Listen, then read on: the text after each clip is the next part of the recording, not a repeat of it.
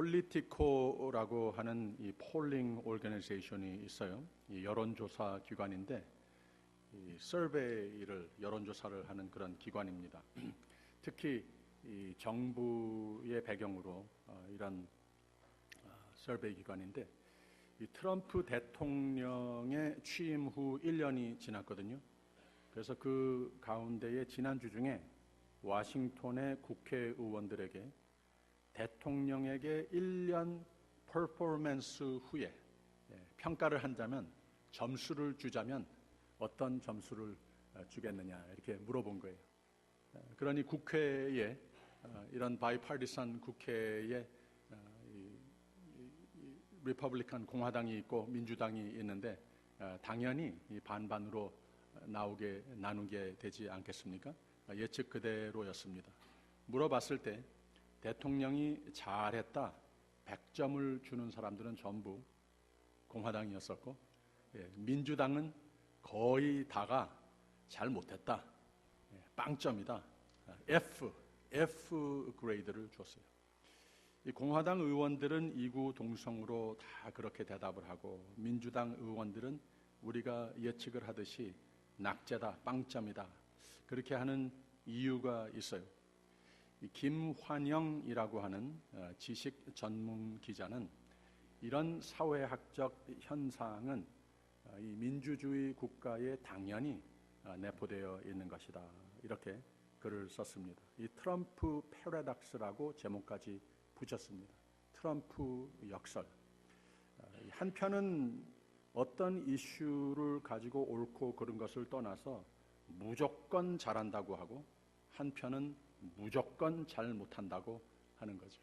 어떤 이슈를 가지고 함께 국회를 이루면서 다양한 편견을 가지고 있을 수는 있지만 우리가 그 모든 것을 합해서 이런 시너지 효과를 내면서 온 국민이 믿고 우리를 대표해달라 이렇게 국회로 보낸 그 사람들이 함께 머리를 맞대고 이 나라를 위해서 가장 좋은 방향으로 이끌어 가면은 좋겠는데 또 그렇게 늘 하지만 때로는 그렇게 하지 못하고 그냥 내 그 정당의 어떤 이슈, 내 정당에 주장하는 이런 것을 붙들고 이런 방향으로만 끌고 나가는 이런 경향을 많이 볼 수 있습니다. 미국이나 한국도 그런 현상을 많이 물론 보는 것이고 무조건 A다, 무조건 잘했다 하기도 하고 무조건 잘못했다, 무조건 빵점이다 이렇게 말하고 이것은 민주주의 국가의 이런 바이파리선 시스템에 너무나도 당연한 현상이라고 하는 겁니다. 이것을 트럼프 패러독스라고 이 트럼프의 역설이라 이렇게 제목을 붙였습니다. 왜 그렇습니까? 정권을 나의 소속 이 political party 정당이 컨트롤하는 것이 중요하기 때문에 그렇다고 하는 거죠. 이 파워 스트러글이라고 하는 거죠. 또 한 가지는 이 각 정당이 주장하고 법으로 만들고자 하는 입장이 있는 것 아니겠습니까? 근데 반대파 정당이 다른 입장을 주장하면 국가의 최상의 결과는 자신의 입장이 통과되는 것만을 주장하고 추구하는 것이 바로 이런 정치 문화인 것입니다. 때로는 이런 각 정당의 주장이 나라에 필요한 정책이 되기도 하고 때로는 바로 같은 이유로 정치가 정부를 무기능하게 만드는 경우도 있기는 합니다. 나라 운영을 위해서 서로 나라의 가장 유익한 법을 통과하기 위해서 서로 듣고 서로 절충하고 합의하고 나라를 위한 궁극적인 공동 목표 의식을 잊지 않고 대화의 장을 거쳐서 함께 합리적인 결의를 할 수 있는 가장 머리 좋은 사람들이 나라를 대표하라고 그 자리에 앉아 있는데 나라를 위한 정치보다는 정당을 위한 정치를 하다 보니 불가피해진 이런 현상들이 생기는 겁니다. 정부 종료라고 하죠. 벌써 이틀째 government shutdown이 생겼습니다. 지난번에 오바마 대통령 시절에도 14일 동안 2주 동안 이 government shutdown이 있었습니다. 이게 무슨 말인가 하면 연방정부 회계연도 예산을 세우는데 이것을 통과 안 시키는 겁니다. 통과를 안 시키는데 이 예산이 잘못됐다 하는 것으로 가지고 서로 이렇게 논쟁을 하면은 이해가 되겠는데 그것이 아니고 다른 이슈들을 가지고 내 마음에 안 드는 저 다른 정당에서 주장하는 것을 싫어서, 이게 그냥 싫어서, 이게 그냥 미워서 내가 그냥 브레이크를 거는 이런 현상 때문에 주로 이 government shutdown의 현상이 생긴다고 하는 거죠. 이런 두 정당파 정체 시스템이 있다 보니 대통령 취임 후 1년이건 4년이건 처음이건 나중이건 한쪽은 무조건 A를 주고 한쪽은 무조건 F를 주는 것은 당연한 현상이라고 하는 겁니다. 세계의 모든 민주국가에 항상 생기는 현상입니다. 목사를 재신임 투표하는 교단들이 있습니다. 하나님 앞에, 교우들 앞에 잘했으면 1년이 지나는 가운데에 100점을 받아서 계속 섬길 수 있는 것이고, 잘 못했으면 공동의회가 투표를 해서 이 불합격이라는 거죠. 이 F의 점수를 줘서 고만해야 하는 그런 경우도 더러는 있습니다. 이런 문화가 좋은 건지 아닌지는 잘 모르겠지만 아무튼 우리 교단에는, 우리 교회가 소속된 교단에는 헌법상, 상례적상 이런 신임 투표하는 경우가 없습니다. 그래서 저는 그것을 아주 다행이라고 생각을 하고 있습니다. 근데 이례적이기는 하지만 더러는 목사가 요청을 해서, 우리 교단에서도 당회나 교인들이 요청을 해서 헌법과 상관없이 재신임 투표하는 이런 시스템을 행사하는 교회들도 봤습니다. 뭐 이런 방법이든 공식이든 아니든 교회의 목사를 비롯한 리더십은 자기 평가, 이 셀프 이밸류에이션, 이 목회자가 교회를 위해서 있는 것이지 그래서 존재하는 사람이지, 교회가 마치 나의 잡이 된 것 모양, 내가 살기 위해서 이 일을 하는 것 모양, 무슨 일이나 마찬가지지만 그래서는 안 되는 것이 당연한 것 아니겠습니까? 그래서 이런 객관적인 나의 그 위치, 나의 하나님께서 맡기신 이 소명, 이것이 한때는 하나님께서 크게 축복하여 쓰셨는데 바로 오늘과 미래를 위하여서 더욱더 하나님의 뜻을 반영하는 아름다운 교회로 계속 부흥 발전하기 위해서 목회자가 그러한 셀프 이밸류에이션을 할 필요는 있다고 생각이 된다는 거죠. 그래서 하나님께서 정말로 냉정하게 계속해서 교회를 위해서 필요한 존재인가, 아니면은 새로운 리더십이 필요한가, 이것은 목회자나 교회의 다른 리더십이나 공동의회가 항상 참 연구하고 씨름하고 이래야 할 필요가 있다고 하는 거죠. 그래야 늘 자신 위해서 건강한 리더십을 개발할 수 있는 건설적인 방법이 되기도 하고, 리더십은 교회를 위해 존재하는 것이라고 하는 신조가 리더나 전 교회나 세워지는 것이고, 그 믿음의 공동체가 건강하게 발전성 있게 부흥을 할 수 있다는 것이죠. 물론 여기에 가장 중요한 이 셀프 이밸류에이션의 기준은 하나님의 말씀, 하나님의 뜻에 맞추어 있는가, 자신의 평가가 돼야 하는 겁니다. 이걸 건설적으로 잘한 사람이 찰리 백, LAPD의 경찰국장이죠. 바로 그저께 이분이 사임을 선언했습니다. 잘하고 있는데 42년 동안 아주 잘하고 있고, 또 두 번째 텀을 이 LAPD 경찰국장의 딱 중간이었습니다. 물론 반대하는 사람들도 있고 늘 그렇듯이 있었지만 아주 성공적으로 잘하고 있는 사람이었습니다. 파퓰러한 그런 리더십입니다. 그런데 이 사람이 자기 자신 평가를 하는 사람이라는 거죠. 내가 그냥 이 잡이 좋아서 그냥 붙들고 있는 이러한 모습보다는 객관적인 입장으로서 나 자신의 위치에 벗어나서 나를 다시 재조명하는, 정말 이 시에 올바른 꼭 필요한 리더십인가, 아니면은 우리 가운데 또 많은 포텐셜 리더들이 있는데 이제 한번 여기에서 물갈이할 이러한 때가 왔는가, 이것을 아주 냉정적으로 객관적인 입장으로서 하는 사람이라고 하는 겁니다. 은퇴를 결과적으로 선언했습니다. 잘하고 있을 때 자신이 정직하게 자신 평가하면서 내가 아니고 내가 이 도시의 리더로서 가장 적합한 리더인가 평가한 결과 이렇게 내가 물러나는 것이 가장 옳다고 생각을 합니다. 저는 이 보도를 읽으면서 참 멋있다라고 생각을 했습니다. 오늘 말씀은 지난주에 이어서 좀 지도자 훈련적 메시지를, 사울의 콜링과 삶을 보면서 교훈을 얻으려고 합니다. 교회에서도 물론이고 하나님께서 우리에게 분부하시는 가정에서나 직업 일터에서나 어디에서나 우리는 human institution, 하나님께서 불러 모으신 그 공동체의 한 일원으로서, 그리고 때로는 리더로서 부른다고 하는 거죠. 바로 거기에서 모든 사람들이 나를 보고 어떻게 평가를 하고 있는가, 나를 어떤 점수를 주겠는가, 더 나아가 하나님께서 나를 볼 때에 교회에서나 또 가정에서 아빠로서, 엄마로서, 남편으로서, 부인으로서, 또 직장에서 어떤 위치를, 어떤 릴레이션십을 우리가 다 이루는 가운데에 다 모든 사람들이 나에게 어떤 점수를 주겠느냐 이렇게 물어본다면 어떻게 나를 평가하겠는가, 이런 생각을 좀 해보면서 이 사울을 하나님께서 주위의 사람들이 어떻게 평가를 했는가, 이 말씀들을 보면서 거기에서 좀 우리의 삶에 유익한 교훈을 얻고자 합니다. 사울은 하나님과 사람들에게 아직 왕권 초기에 어떤 평가를 받았을까, 그리고 그 이후 평가 요소들은 무엇이었을까, 그리고 나중에 가서는 어떤 평가를 받게 됐을까, 그 이유는 또 무엇일까, 평가를 긍정적이건 부정적이건 100점이건 50점이건 빵점이건, 그러면 그 평가로 인해 그 인생이 어떤 인생이 됐는가, 이런 모습들을 보면서 우리의 삶은 어떠한가, 하나님께서 이 말씀을 통해서 우리에게 마음으로 담고 나아가야 할 그 은혜를 소망하면서 같이 말씀을 나누기를 바랍니다.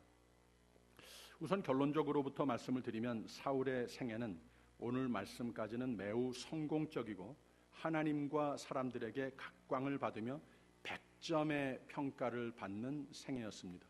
우리가 읽은 그 말씀 11장의 가장 마지막 부분에 뭐라고 그랬는가 하면은 바로 하나님께서 사무엘이 백성에게 이르되 오라 우리가 길갈로 가서 나라를 새롭게 하자, 이런 말씀을 주십니다. 모든 백성이 길갈로 가서 거기서 여호와 앞에 사울로 왕을 삼고 거기서 여호와 앞에 화목제를 드리고 사울과 이스라엘 모든 사람이 거기서 크게 기뻐하니라. 하나님으로 하여금 사람들로 하여금 그 모습을, 그 리더십을 봤을 때에 A다, 100점이다, 이런 점수를 주는 그런 시기였었다고 하는 겁니다. 아무 나무랄 데가 없다고 합니다. 나라도 잘 되고 백성도 기쁘고 사울도 왕으로 행복했습니다. 그 이유들을 우리가 뒤로 좀 거슬러 올라가서 몇 가지를 생각해 볼 필요가 있습니다. 사울 왕의 역사적 배경을 좀 이해하면 사사 시대의 마지막 세대의 사무엘은 그의 어머니의 기도와 지극한 정성과 양육관 하에 믿음의 사람으로서 참으로 100점 만점의 생애로서 지난주에 우리가 보았듯이 아주 어려서부터 시작을 했던 것을 우리가 볼 수가 있습니다. 하나님의 이상, 비전을 보여주시면서 이 비전대로 하나님의 말씀대로 우유부단하지 않고 하나님 뜻에 벗어나지 않는 결단력으로 자신을 다스리고 백성을 다스려서 자신도 백성도 하나님을 경외하며 하나님께 향한 기도의 능력을 절대적으로 믿고 의지한 사사이자 선지자였습니다. 그래서 이스라엘을 못살게 굴던 블레셋을 물리치기도 하고 온 이스라엘의 평화를 회복시키는 리더십이 됐습니다. 만점이었습니다. 근데 그 아들들은 아버지 같지 않아서 하나님을 멀리했습니다. 자신들 밖에 몰라서 백성은 잘 다스리지도 않고 뇌물 받기를 좋아하고 기회주의자 같은 빵점의 리더들이 되고 말았다고 하는 겁니다. 8장의 첫 부분에 이런 말씀이 기록되어 있습니다. 사무엘이 늙음에 그 아들들로 이스라엘 사사를 삼으니 장자의 이름은 요엘이요 차자의 이름은 아비야라. 그들이 브엘세바에서 사사가 되니라. 그 아들들이 그 아비의 행위를 따르지 아니하고 이를 따라서 뇌물을 취하고 판결을 굽게 하니라 그랬습니다. 이스라엘 장로들은 이래서는 안 되겠다 하면서 사무엘에게 찾아와서 당신은 100점이었지만 당신 아들들은 빵점입니다. 우리가 못 믿겠습니다. 우리도 왕을 세워야 되겠습니다. 저렇게 참 흐리멍텅한 그런 리더십은 우리가 믿지 못하겠습니다 합니다. 근데 하나님도 사무엘도 이런 왕을 세워달라고 하는 제안을 동의 안 합니다. 왜냐? 이스라엘은 신정 국가인데 왕을 세우게 되면 그 왕의 중심으로 새로운 왕정 정부 시스템을 셋업하는 것도 쉽지 않은 일이고, 너희가 맨날 왕을 세워놓게 되면은 왕을 찾지 하나님, 나 진정한 이 신정 국가의 왕이 되시는 하나님을 찾지 않겠느냐, 이렇게 염려가 돼서 반대를 했던 겁니다.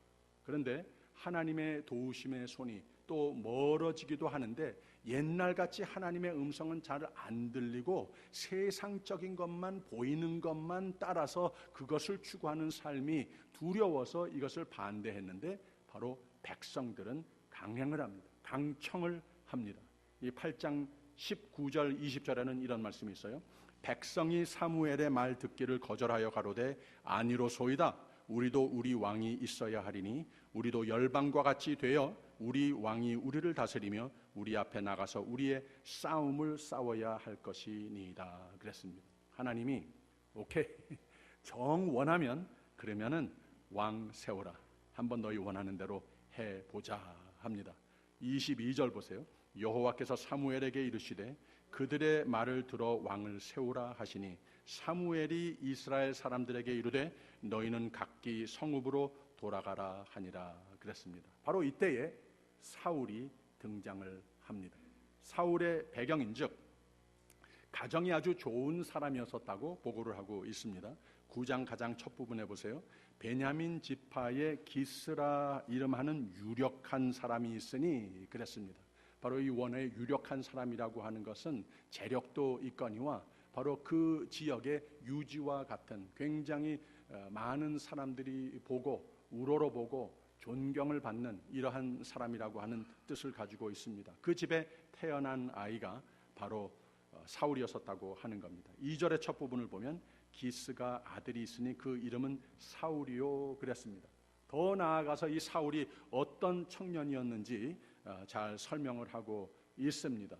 바로 그 사울의 여러 가지 자질, 타고난 자질을 한 가지씩 설명을 하는 것을 볼 수가 있어요.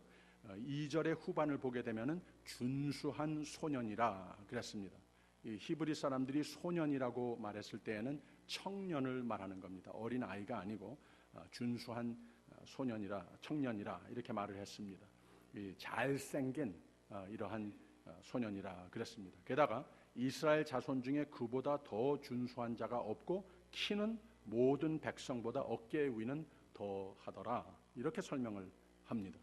그래서 힘도 세고 장사같이 크고 뭐 나무랄 데가 없는 이런 피지컬 애트리뷰트 다 가지고 있는 이런 청년이었었다고 하는 겁니다.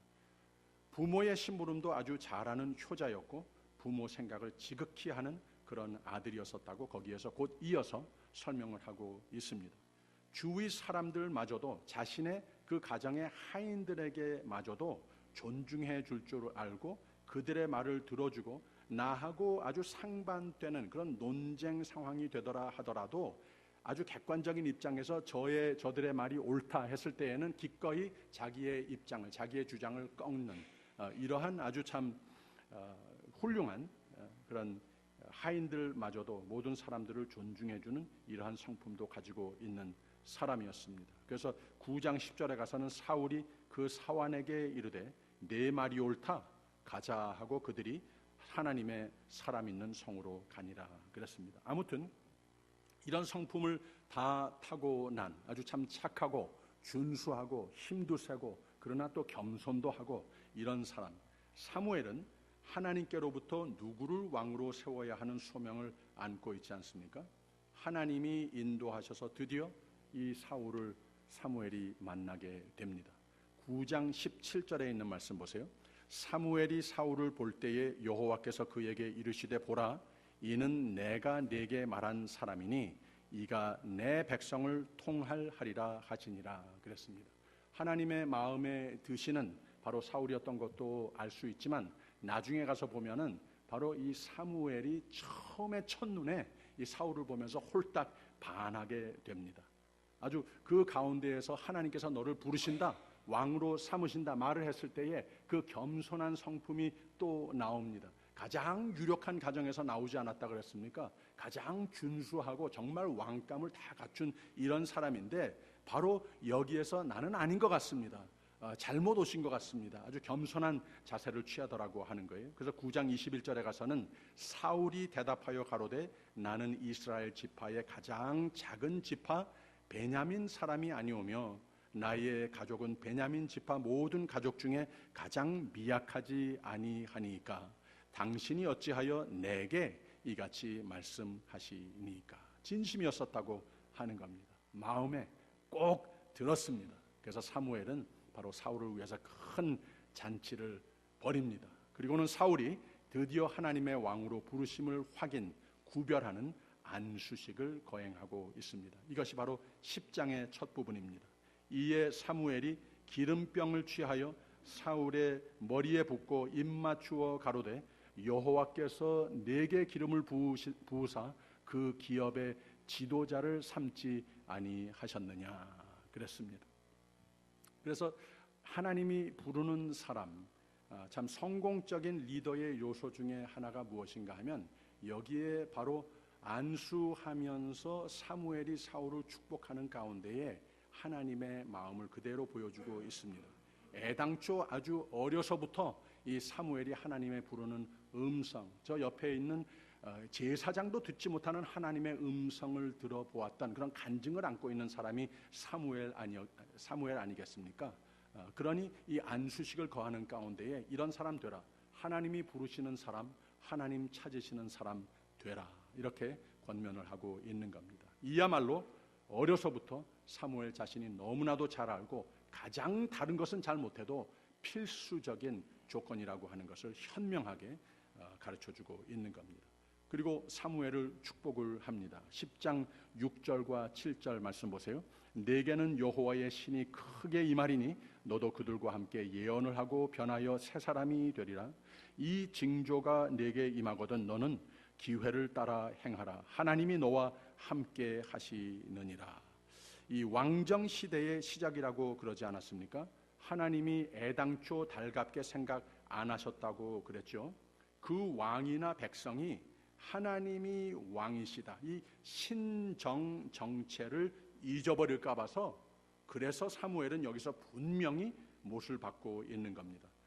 내가 왕이 되는 건데, 근데 하나님이 왕이심을 잊지 말아라. 하나님의 신이 임하여야 하리라. 하나님의 뜻을 헤아려야 하리라. 새 사람이 이런 의미로 돼야 하리라. 세상에 많이 보이는 그러한 왕노로 타려고 하지 말아라. 하나님께서 함께 하시는 왕, 즉 하나님이 내 삶에도 내 할 모든 일과 비전 한 가지 한 가지에 하나님을 늘 잊지 않고 의식하는 하나님이 왕이시다, 이런 믿음으로 하여야 하는 것이다. 요새 말로 표현하자면 하나님 백성의 왕이 되려면 성령 충만하여야 되는 것이다. 말씀으로 충만하여야 되는 것이다. 이제는 내가 사는 것이 아니고 하나님이 내 삶으로 하나님이 함께 하셔야 하는 것이다. 이 사도 바울의 간증과 마찬가지로 이제는 하나님께서 그의 영으로 내 마음과 생각을 아예 지배하셔서 하나님께서 마음대로 쓰실 수 있는 그런 왕이자 역설적이지만 하나님의 더 아주 절대적인 종의 의식을 가지고 감당하여야 하는 일이 바로 이 왕의 일이다, 잘 가르쳐주고 있습니다. 사울은 이 모든 말을 듣고 뜨거운 헌신을 하게 됩니다. 10장 10절에 있는 말씀 보세요. 그들이 전에 이를 때에 선지자의 무리가 그를 영접하고 하나님의 신이 사울에게 크게 임함으로 그가 그들 중에서 예언을 하니 그랬습니다. 왕정을 신정의 믿음과 헌신으로 잘 준비가 됐습니다. 그 리더십, 그 입에서는 하나님의 영이 충만케 채우다 보니 내가 이제 왕이 됐으니 이 백성 위에 군림하려고 하는 내가 더 잘하니, 내가 더 힘이 세니 나 하려는 대로 해, 이런 리더십이 아니라 그 리더십은 마음속에도 하나님의 영으로 가득 채워 있고 모든 디시전 메이킹, 모든 행동, 입에서 나오는 말 한마디 한마디가 하나님의 뜻과 비전의 밖에는 나오지 않는다고 하는 이 설명을 하기 위해서 하나님의 신이 사울에게 크게 임함으로 그가 그들 중에서 예언을 하니, 이렇게 설명을 했습니다. 그 다음에는 사무엘이 온 백성을 미스바로 모이게 해서 하나님의 섭리하시는 가운데에 또 백성과 사무엘이 사울의 모든 왕으로서의 자질, 이것을 확인한 바 사울을 마침내 왕으로 세우는 셀러브레이션이 있습니다. 예식이 있습니다. 그것이 10장 24절입니다. 사무엘이 모든 백성에게 이르되 너희는 여호와의 택하신 자를 보느냐? 모든 백성 중에 짝하리가 없느니라 하니 모든 백성이 왕의 만세를 외쳐 부르니라 그랬습니다. 이래서 드디어 사울이 왕으로 세워집니다. 하나님께로부터 100점 만점입니다. 사람들에게도 100점 만점입니다. 자신도 이 모든 지도자의 특출한 요소들을 다 갖춘 자이므로 그 삶으로 자신이 들여졌을 때 그 삶은 진정 하나님의 권능을 소유한 자로 하나님께도 영광이고 백성들에게도 큰 기쁨이 되고 자신도 행복과 보람을 누리는 생애가 된 겁니다. 그런데 지금까지는 모든 좋은 일들만 생겼습니다. 하나님 보시기에도 만점이다. 사람들 누가 봐도 만점이다. 그런데 항상 이 세상의 공동체의 삶 속에서는 그런 일들이 생기듯이 이 100점 받은 리더의 요소, 그 후에 아주 부정적인 일들이 두 가지로 생기는 것을 또 기록을 하고 있습니다. 10장 27절에 있는 말씀 보세요. 어떤 비류는 가로되 이 사람이 어떻게 우리를 구원하겠느냐 하고 멸시하며 예물을 드리지 아니하니라. 그러나 그는 잠잠하였더라 그랬습니다. 참 중요한 말입니다. 다 100점이라는데 반대파가 늘 있을 수 있다고 하는 겁니다. 어떤 사심이 됐건 시기가 됐건 그냥 말을 아무 말이나 막 뱉어버리는 이런 사람이 됐건 우리가 이 세상 사는 가운데 많은 공동체 생활하는 가운데에 하물며 교회 안에서도 이러한 소리들을 들을 수 있습니다. 근데 바로 여기에서 이 사울이 어떻게 핸들했는가? 그러나 그는 잠잠하였더라 그랬습니다. 그냥 말뿐인, 그냥 그리고 못되게 그냥 이런 거 있지 않습니까? 그런 거이면 그냥 내버려 두라는 겁니다. 괜찮다는 겁니다. 신경 쓰지 말라고 하는 겁니다. 하나님이 100점이라면 됐다는 말입니다. 올바른 생각과 사고를 지닌 사람들이 100점이라면 됐단 말입니다. 그는 잠잠하였더라. 그냥 그러다가 만다고 하는 겁니다. 또 한 가지 조금 더 심각한 일도 생깁니다. 11장 1절의 말씀 보세요. 암몬 사람 나하스가 올라와서 길르앗 야베스를 대하여 진침해 야베스 모든 사람이 나하스에게 이르되 우리와 언약하자 그리하면 우리가 너를 섬기리라 그랬습니다. 이게 무슨 말인가 하면 바로 사울이 왕으로 세워질 때 이 길르앗 야베스라고 하는 고장이 어딘가 하면은 이 이스라엘의 그 지도를 생각을 해보면은 가장 동북쪽, 극동북쪽에 위치한 고장이었습니다. 그러니까 지금과 같이 전화도 없고 텔레비도 없고 무슨 인터넷도 없고 어쩌면 너무 멀어서 사울이 왕 된 거를 모르고 있을지도 모르는 거예요. 그래서 제일 동북쪽에 있는 위치이므로 또 거기에서 더 동쪽으로 국경을 넘어서 암몬 이 나라가 있었습니다. 근데 이 사람들은 항상 기회를 보아서 이스라엘 백성들을 이 땅을 탈취하고 싶은 이러한 세력이었었다고 하는 겁니다. 바로 여기에서 바로 그 두려운 마음을 가지고 애당초 사울이 왕이 되기 전부터 이스라엘 사람들이 바랐던 그 마음이 그대로 있고 하나님께서 인정하는 100점 맞은 왕이 세워졌다고 하는 것을 잘 모르고 있고 그리고 지금까지 그 암몬 사람들에게 영향을 많이 받은 중에 바로 이 사람들 살아남기 위해서 이 서바이벌 택틱 한 가지로서 그냥 이 사람들의 옆에 가서 붙으면 되겠다 이런 이스라엘의 사람들 중에 마음을 가진 사람들이 있었다고 하는 거죠. 바로 이 소식이 이 사울에게 들려지게 된 겁니다. 뭐라고 그러는가 보세요. 11장 6절과 7절에 있는 말씀 한번 보세요. 사울이 이 말을 들을 때에 하나님의 신에게 크게 감동되매 그 노가 크게 일어나서 한 결이 소를 취하여 각을 뜨고 사자의 손으로 그것을 이스라엘 모든 지경에 두루 보내어 가로되 누구든지 나와서 사울과 사무엘을 좇지 아니하면 그 소들도 이와 같이 하리라 하였더니 여호와의 두려움이 백성에게 임하매 그들이 한 사람같이 나온지라 그랬습니다. 쭉 내려가서 11절도 보세요. 이튿날에 사울이 백성을 3대에 나누고 새벽에 적진 중에 들어가서 날이 더울 때까지 암몬 사람을 치매 남은 자가 다 흩어져서 둘도 함께 한 자가 없었더라 그랬습니다. 이게 무슨 말인가 하면 하나님의 공동체를 해하려 하는 세력이 있을 수 있다고 하는 거예요.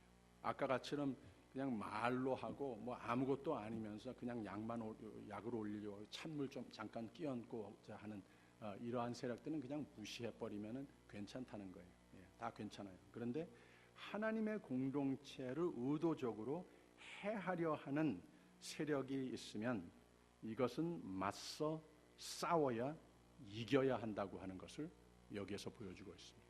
바로 이 사울이 이런 리더십도 가지고 있었기 때문에 100점이 됐다고 하는 거죠. 사울을 왕으로 세우며 하나님과 백성들은 진정한 왕감을 보았습니다. 진정한 믿음의 공동체의 리더감 요소들을 보았습니다.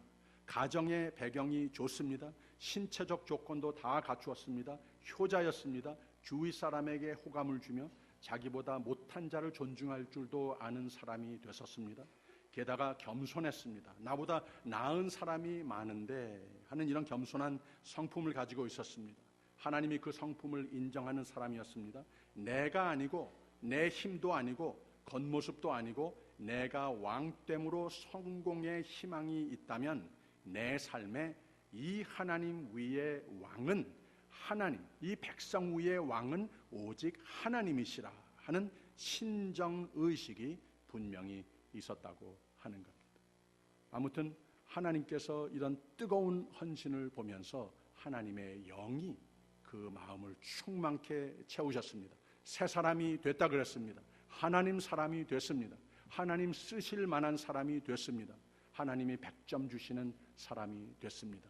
사람들도 사무엘이 모든 백성에게 이르되 너희는 여호와의 택하신 자를 보느냐 모든 백성 중에 짝하리가 없느니라 하니 모든 백성이 왕의 만세를 외쳐 부르니라 그랬습니다.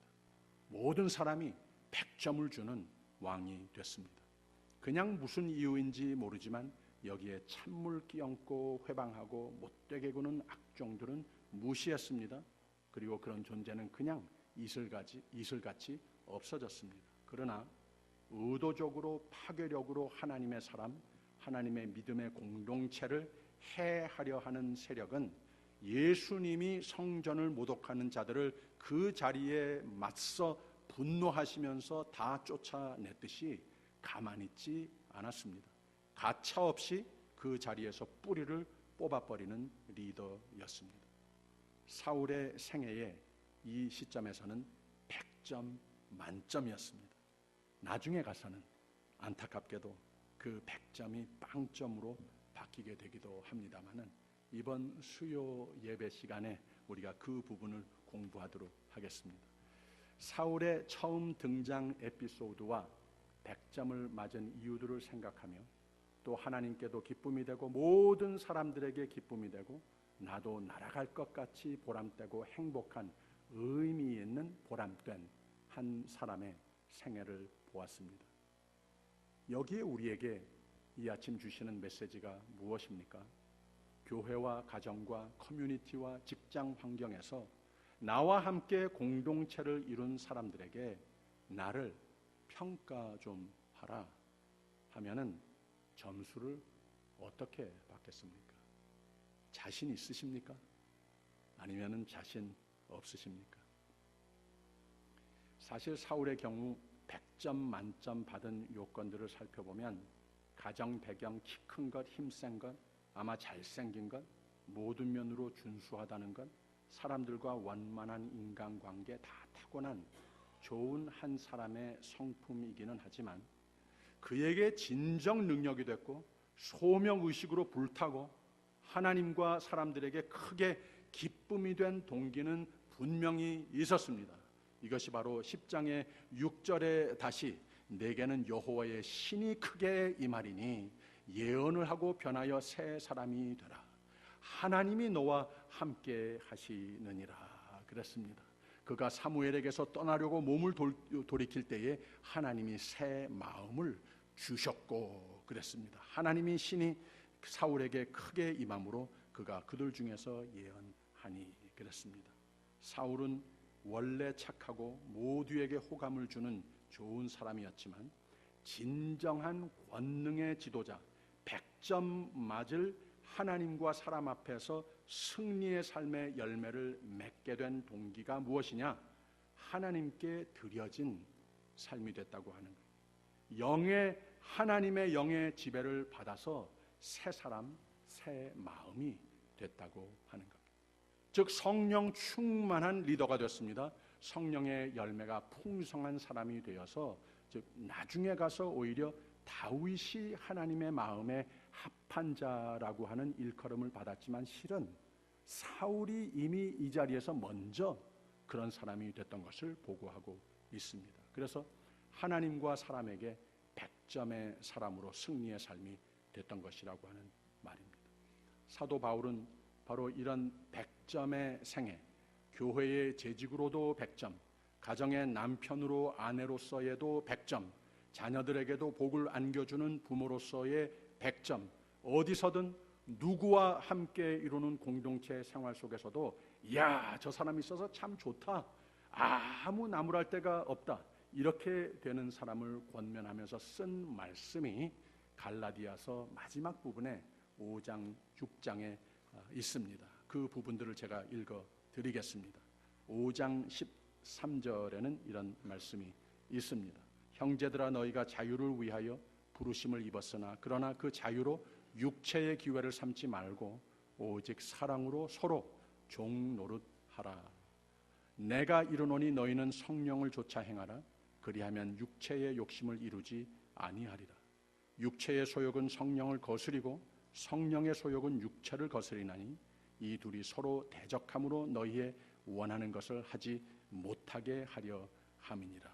그리고 성령의 열매, 사랑과 희락과 화평과 오래 참음과 자비와 양선과 충성과 온유와 절제니 이 같은 것을 금지할 법이 없느니라. 그리스도 예수의 사람들은 육체와 함께 그 정과 욕심을 십자가에 못 박았느니라. 만일 우리가 성령으로 살면 또한 성령으로 행할지니 그랬습니다. 그러면서 결론적으로 제일 마지막에 마치 사도 바울 자신이 간증하듯 또 권면하면서 하는 말씀이 이후로는 누구든지 나를 괴롭게 말라. 내가 내 몸에 예수의 흔적을 가졌노라. 그거라는 거예요. 하나님께서 하나님의 사람으로 만들어 주셨으면 우리가 어떤 꿈을 가지고 어떤 목표를 가지고 살든지 간에 하나님께서 내 마음을 지배하시면, 하나님께서 내 마음의 삶의 왕이 되시면, 내가 무슨 일을 하든지 간에 하나님께서 그 위에 왕이 되시면 예수 그리스도의 흔적을 가졌노라. 이렇게 자신 있게 내가 사는 삶은 오직 예수께서 나를 통하여 사시는 것이다. 이만큼 자신 있게 간증할 수 있는 사람이면 하나님께서 반드시 100점 만점의 삶으로 인도해 주시는 것을 믿으시기를 바랍니다. 제가 여러분들을 예배드리는 가운데에 이렇게 얼굴들을 뵈니 참 자신 있는 100점 만점의 얼굴들을 지니신 것 같습니다. 하나님의 영으로 지배받는 사람이 되시기를 축원합니다.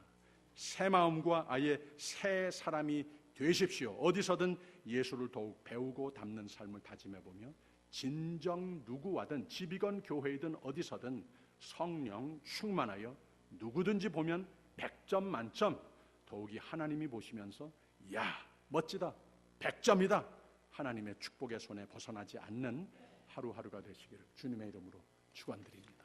기도하겠습니다. 하나님께서 신실한 주의 종들을 부르시고 믿음 주셔서 참 복된 생애가 되고 영생의 확신을 안고 살게 하셨으니 하나님의 영으로 늘 충만케 하옵소서. 예수께서 세례 받으실 때에 성령이 비둘기같이 그 위에 임하셔서 하나님 아버지께로 너는 내 사랑하는 내 아들이라 내가 너를 기뻐하노라 하고 말씀하셨듯이 오늘 교회와 가정을 이루는 모든 주의 종들이 그곳에서 더욱 헌신돼서 하나님과 사람의 칭찬과 은총으로 넘치는 삶, 천국을 살며 천국을 선사하는 삶이 되게 하여 주시옵소서. 예수님 이름으로 기도하옵나이다.